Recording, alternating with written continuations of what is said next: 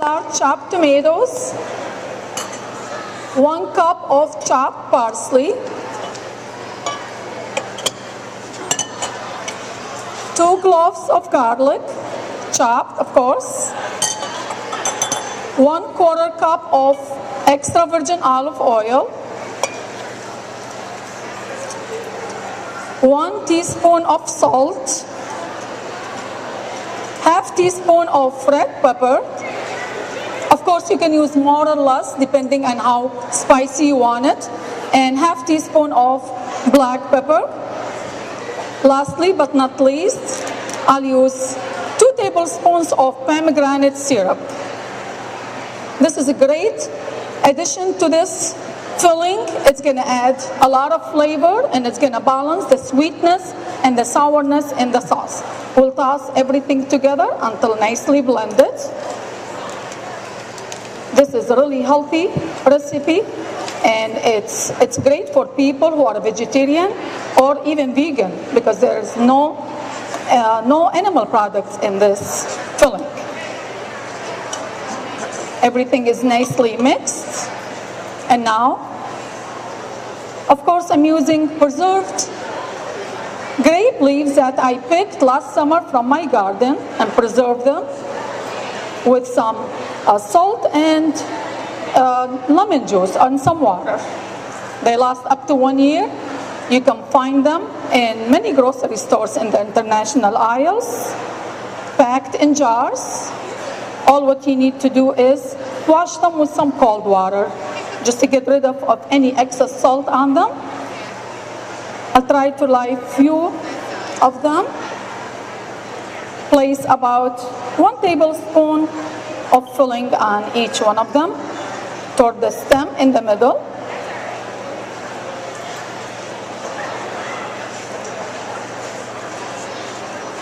This is real traditional Middle Eastern food. And what I would do is I will bring both sides over the filling and roll them tightly to the point. And I already started some here. We'll line them in a pot, seam side down tightly. I like to use the same size grape leaves, relatively the same size, so they'll cook evenly in the pot. And when picking grape leaves, if you are using fresh ones, make sure you pick the ones that has no yellow colors on them or any nuts. And the season for fresh grape leaves is usually mid-June to mid-July. You see many Middle Eastern ladies picking the leaves, catching up with stories, and it's so much fun actually to be outdoor and picking grape leaves. It's a big tradition. People do it every year. It's so much fun.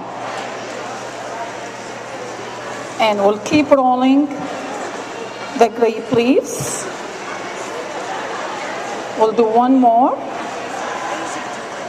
These can be prepared a day before, and then you can cook them the next day. This is good. We have all of them lined nicely in a pot, tightly next to each other. Now, at this point, what I would do is I'll put a heavy plate on top. This will keep them from coming up and breaking during cooking time. So you need to put a heavy plate or heavy object on top.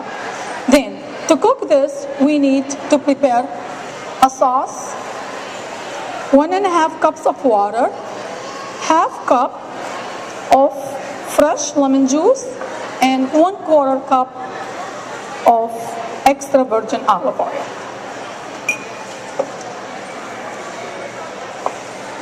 This will go on top. We'll place it on medium to high heat for maybe about 10 minutes. Once it starts boiling, we need to reduce the heat and then cook it over low heat for about 20 to 25 minutes until it's tender.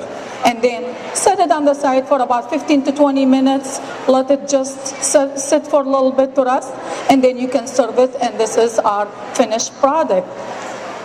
These can be eaten as a meal, as an appetizer, or even as a snack. And they make a good side dish also.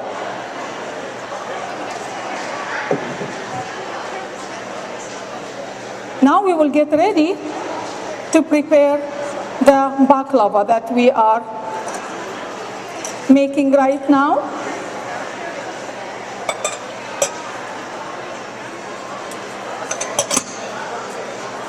Of course, we all know baklava. It's nothing like homemade baklava. It's completely different, and it's so easy to make, and it will cost you maybe less than a third of the price of buying it. And it's really, really good when it's homemade. Now, I will just flip my cutting board, and I will use it as my work surface to roll the baklava rolls.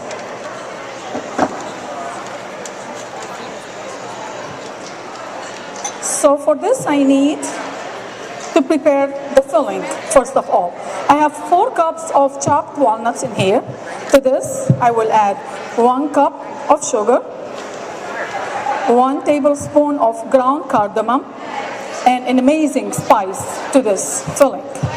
And then 4 tablespoons of orange blossom water.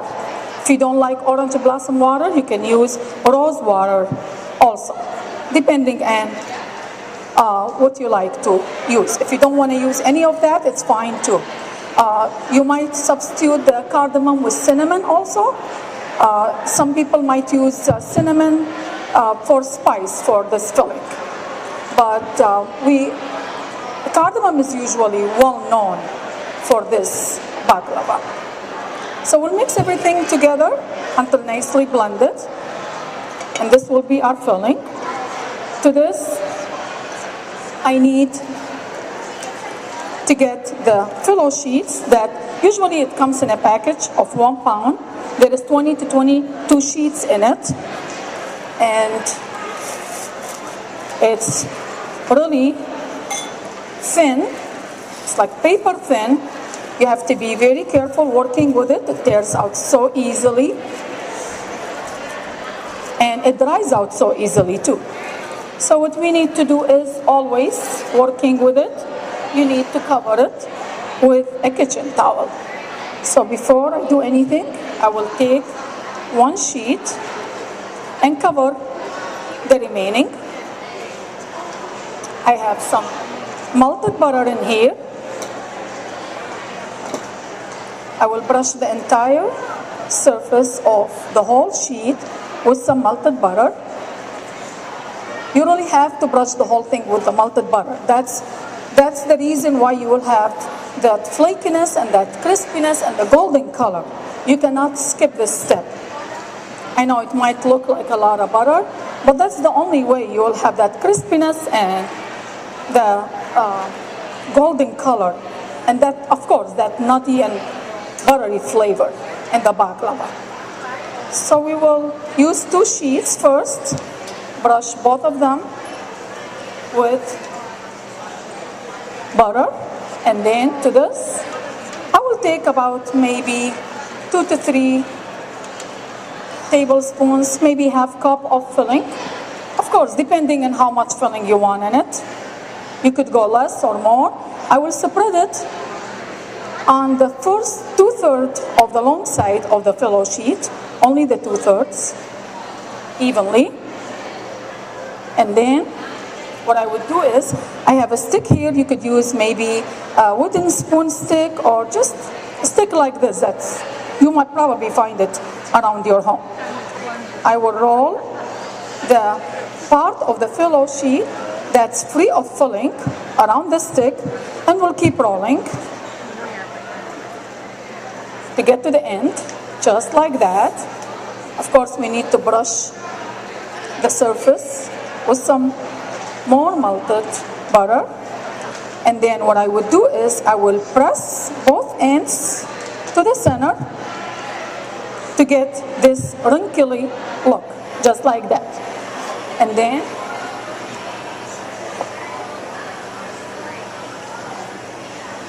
what I would do is I will just loosen it out,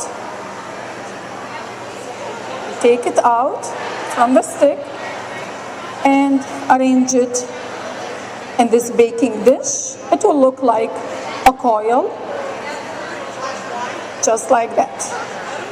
And you can put it in a round plate like this, or it can only goes in a baking dish in straight lines. So we'll keep adding to this.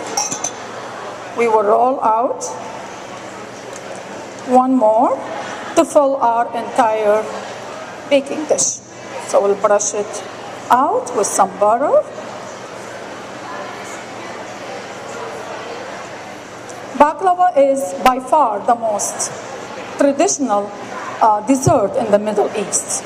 Years before, people could not afford baklava. It was only available for people who were rich because of the ingredients. They were so expensive and they were not available for everyone to have. And in the Middle East, you find many specialty places that they only sell baklava. But like I said, it's nothing like homemade. So we'll have some more filling. Spread it.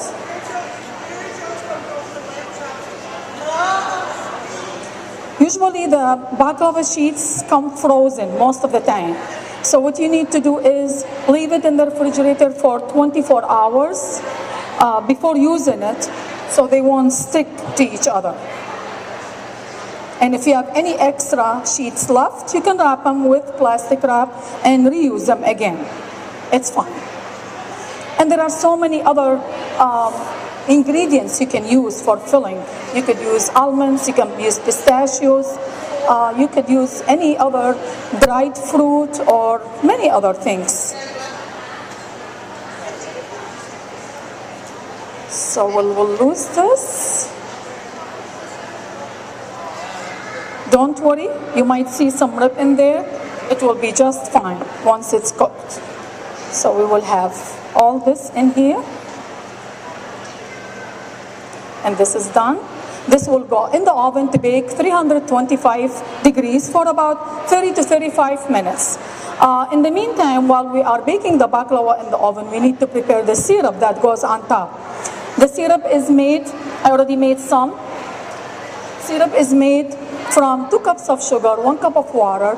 You need to put it in a pot over high heat. Once it comes to a boil, the sugar is all melted. What you need to do is you add half teaspoon of lemon juice and then 1 to 2 tablespoons of orange blossom water again. And then let it simmer for about 2 to 3 minutes until it forms into a syrup. When the baklava come out of the oven, immediately we need to pour the syrup on it. This is going to give it even more crispiness and more color and more flavor. So this step has to be done immediately after you get it out of the oven. And of course, I have some finished product here. It's already baked, and I have another one that I just did it just on a baking sheet lined like that, and you can cut them in any size. According, to you want them large or small, or depend on how many people you have. And this is a great thing you can make even a week before and have it in the fridge. And it's really tastes completely different, and it's great thing even to take as a gift when you go over somebody's house. I mean, they can tell like how much effort and work you put into that, and I think it's very, very delicious too. So enjoy.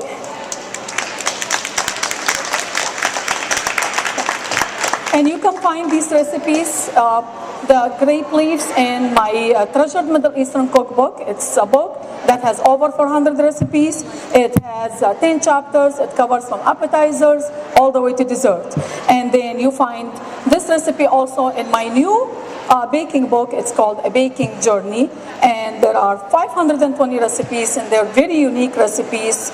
I use a lot of nuts, a lot of zests, orange zest, lemon zest, a lot of spices like cardamom, cinnamon, caraway seeds, fennel seeds, anise seeds. It's really very unique. So we have them here, and we're selling the books here, and we are doing book signing. And come and see me after the show if you want to take a look at the books. And thank you so much for being here. And I hope you enjoyed cooking with me. And you have a good night. And if you like to have a taste, please come on up here, and I'll give you a taste. Okay.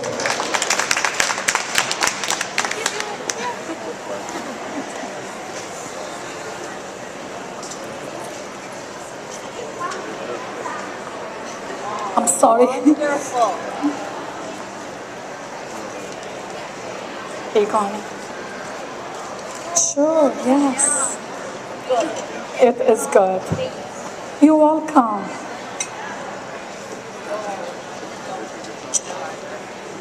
Egon, you're welcome.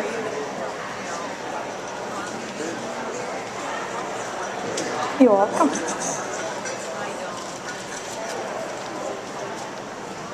You're welcome. Let's be honest. You're welcome.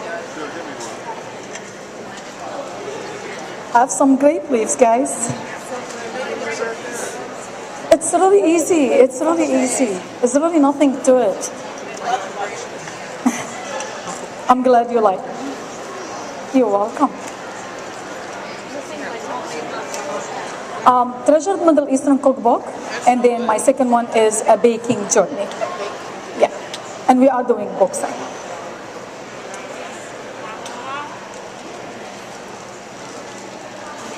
Just put them on.